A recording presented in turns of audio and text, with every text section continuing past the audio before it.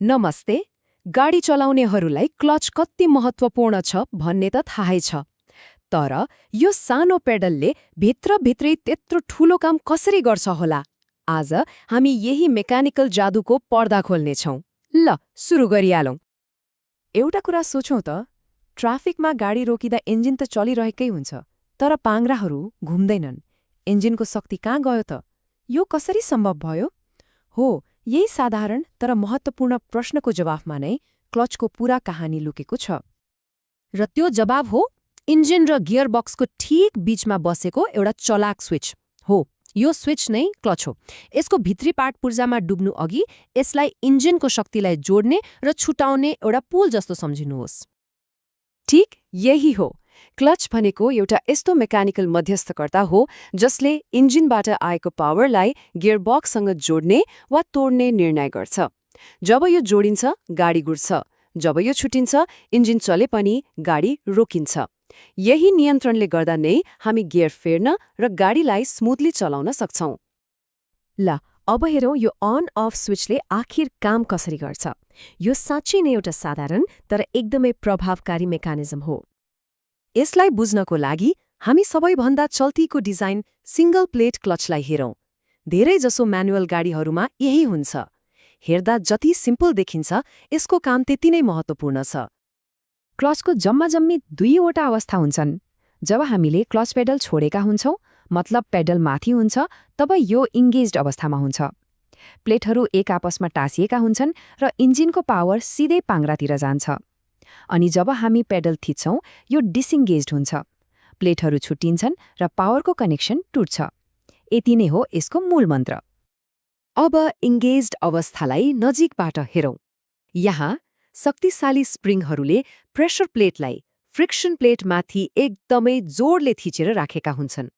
यो स्यान्डविच जस्तो बन्छ। एकातिर इन्जिनको फ्लाइव्हिल, बीचमा फ्रिक्सन प्लेट र अर्कोतिर प्रेसर प्लेट।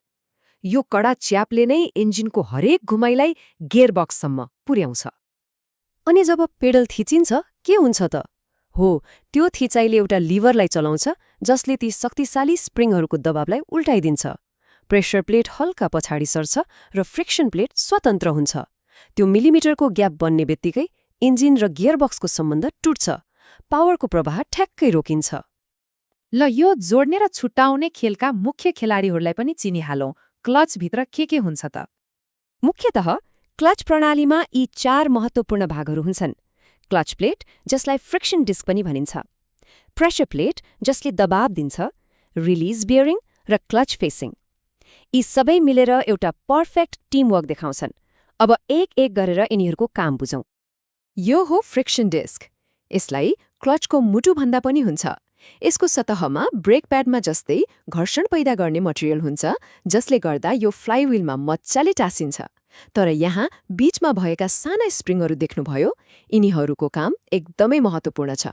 यिनले गियर फेर्दा आउने झट्कालाई सोसेर ड्राइभलाई स्मुथ बनाउँछन्, नत्र त हरेक गियर चेन्जमा गाडी उफ्रिन्थ्यो होला। अनि यो हो प्रेसर प्लेट। यदि फ्रिक्सन डिस्क मुटु हो भने यो चाहिँ क्लचको बलियो मांसपेशी हो।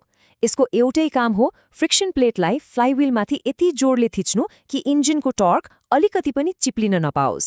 गाडीको पूरा पावर यही प्लेटको दबावमा टिकेको हुन्छ। त्यसो भए एउटा राम्रो क्लचमा के गुण हुनुपर्छ त? पहिलो कुरा, यसले इन्जिनको टर्कलाई बिना चिप्लिएर ट्रान्समिट गर्न सक्नुपर्छ। दोस्रो, जोडिँदा र छुटिँदा एकदमै स्मुथ हुनुपर्यो, झट्का दिनु भएन। तेस्रो, यसले घर्षणबाट उत्पन्न हुने तापलाई राम्रोले बाहिर फाल्न सक्नुपर्छ, नत्र यो चाँडै बिग्रिन्छ। अनि हो, कम्पनलाई पनि सोच्नु पर्यो। यी सबै कुरा मिलेपछि मात्र ड्राइभिङ अनुभव राम्रो हुन्छ। अब के सबै गाडीमा एउटै किसिमको क्लच हुन्छ त? पक्कै हुँदैन।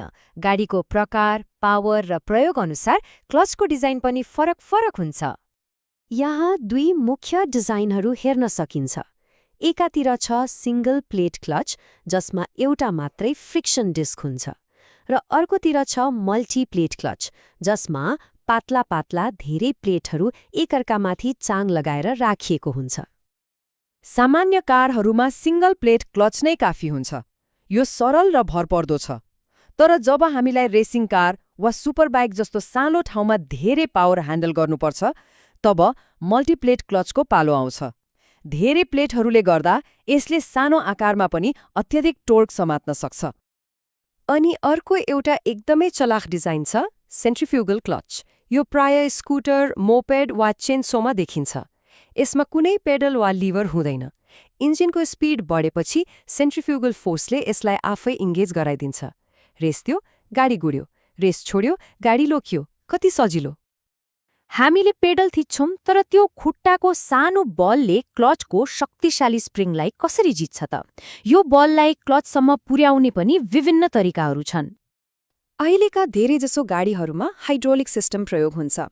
यसले तरल पदार्थको दबावलाई प्रयोग गरेर काम गर्छ, जसरी गाडीको ब्रेकले गर्छ।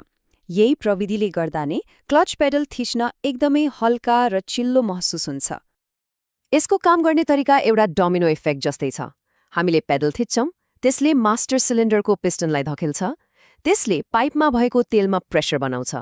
त्यो प्रेसरले अर्को छेउको स्लेभ सिलिन्डरलाई धकेल्छ र अन्तमा स्लेभ सिलिन्डरले क्लचलाई डिसइन्गेज गराइदिन्छ। यो सबै आँखा झिम्किन नपाउँदै भइसक्छ।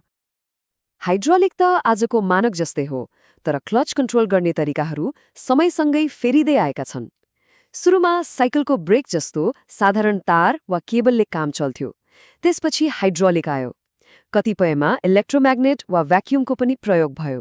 र आज हामी क्लच बाई वायरको युगमा छौं, जहाँ पेडल र क्लचको बीचमा कुनै भौतिक सम्बन्ध नै हुँदैन। सबै काम सेन्सर र मोटरले गर्छन्। त्यसो भए यो सबै कुराको सार के हो त? क्लचले मुख्य 4वटा काम गर्छ। 1. गाडी रोकिँदा इन्जिनलाई चलिरहन दिन्छ। 2. गियर बदल्न सम्भव बनाउँछ। 3. गाडीलाई झट्का नदिई बिस्तारै अघि बढाउन मद्दत गर्छ। र 4.